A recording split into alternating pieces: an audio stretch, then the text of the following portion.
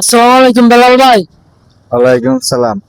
আমি তো আপনার অনেক দিন ধরে খুঁজতেছি, এই যে সকালে মানুষগুলো আরামের ঘুম ভাঙ্গা এই যে আসতেছে, আসলে এরা কি গরিব না বড় লোক?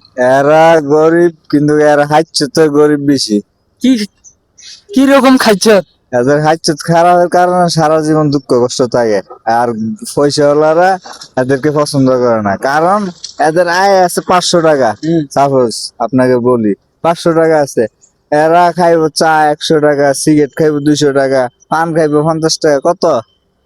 কয়টায় 400 টাকা, গেছে? 400 টাকা। 500 টাকার মধ্যে কয়টায় গেছে? 250 টাকা খাইয়া লিছে রুডে। তো পয়সা হলো যারা 5,000 10,000 টাকা দৈনিক ইনকাম করে, এরা কিন্তু 10 টাকা বাইরে খরচ করে না। ঠিক আছে। এরা ফ্যামিলি নিয়ে খা। তো চাইলে কিন্তু এই 250 টাকা তো ভালো ফ্যামিলি নিয়ে কি চলতে খাওয়া পারে। দাওয়া করতে পারতো। হুম। এই 250 সাথে আরো এই 250। যে আমাদের পিছনে যে লোকগুলো আছে, এরা এখন সারা রাত কষ্ট করে আছে, এরা কি আসলে টাকার লইয়া কষ্ট করে নাই? টাকার জন্য কষ্ট করছে, কিন্তু বাট টাকা তো রাখতে পারে না। টাকা নষ্ট করে পান খা, সিগারেট খা, মদ খা, গাঞ্জা খা, আর কত কিছু। এরপরে একটা কিছু টাকা হইলে একটা বিয়ে করছে, আরেকটা বিয়ে করতেছে।